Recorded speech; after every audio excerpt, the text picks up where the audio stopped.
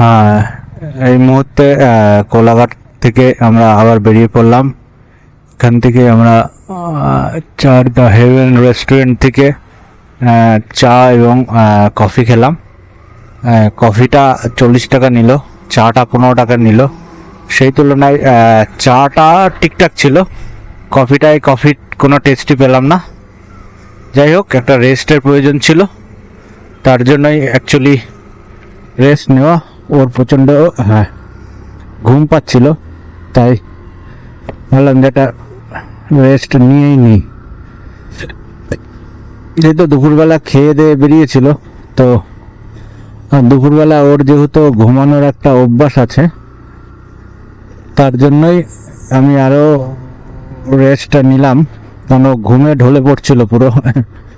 তো এবার মোটামুটি এখান থেকে আমাদের বাড়ি প্রায় ধরে রাখুন 100 কিলোমিটার হবে, 100 থেকে 110 কিলোমিটার।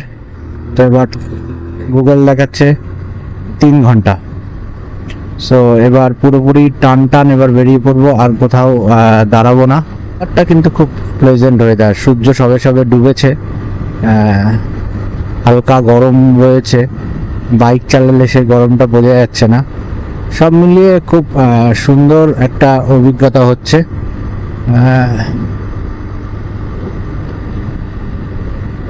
সামনেই আসছে আমাদের রূপনারায়ণ নদী ক্রস করলেই মোটামুটি টান পৌঁছে যাব। এখন কিন্তু রাস্তায় প্রচণ্ড ট্রাফিক জ্যাম হবে, লরি বাস, যেহেতু অফিস টাইম, সবে ছুটি হলো। এই যে রূপনারায়ণ নদী দেখতে পাচ্ছেন কিনা জানি না, এই সাইডে ব্রিজ রয়েছে, এই সাইডে রূপনারায়ণ নদী রয়েছে। এই দেখুন,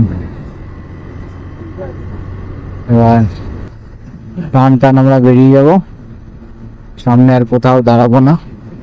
এই এখন রয়েছি ন্যাশনাল হাইওয়েতে, ন্যাশনাল হাইওয়ে 6-এ রয়েছি। এরপরে দেন এখান থেকে আমরা কানেক্ট করব ওল্ড দিল্লি রোড ডানকুনি হয়ে, দেন ওখান থেকে সোজা চুচুড়া কল্যাণী হয়ে আমাদের বাড়ির দিকে যাব। এখন আর কোথাও দাঁড়াবো না, টান বেরিয়ে যাব।